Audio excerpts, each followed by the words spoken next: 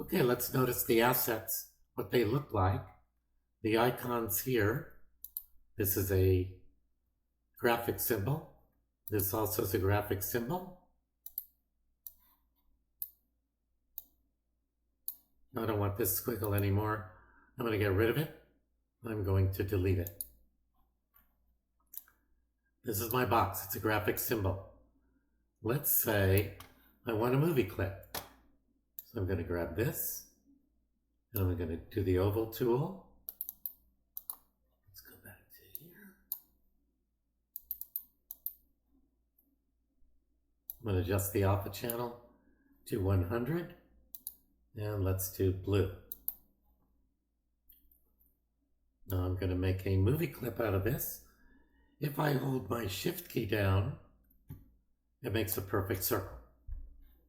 I'm going to apply a little rubber band to this.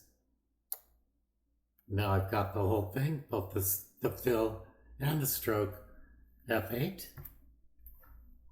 And I'm going to do circle. And I'm going to call this a movie clip.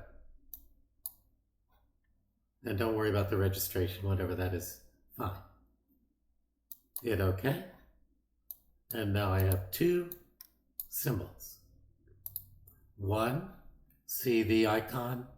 This is a movie clip, and this is a graphic symbol. Now, what the heck is the difference? They both are the same in terms of they have a timeline. So let's say I'm going to go add a keyframe here, right here. See this thing?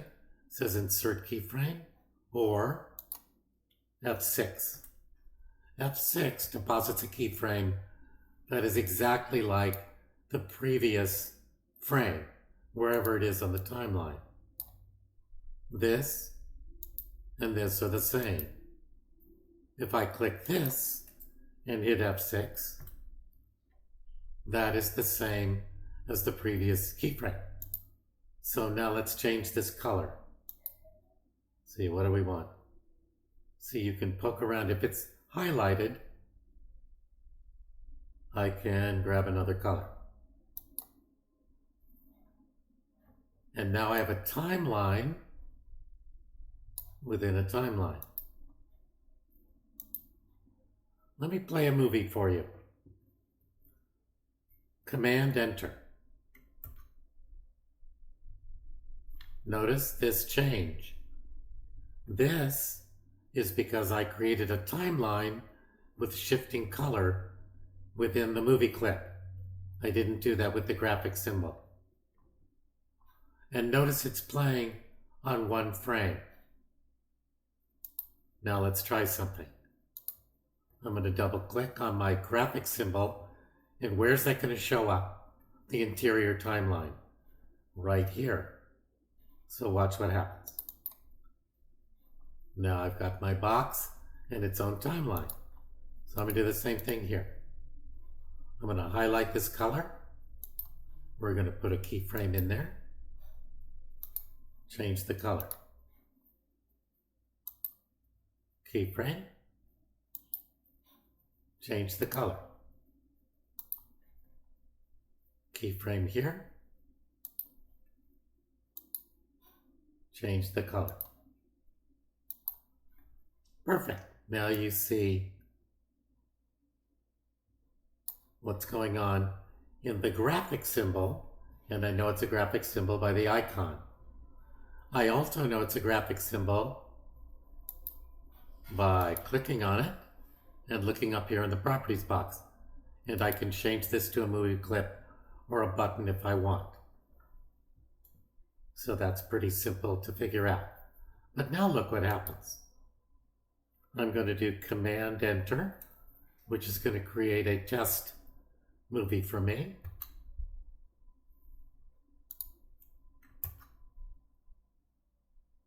This is still flickering, but this isn't. Why isn't it? Big question of the day. It's because a graphic symbol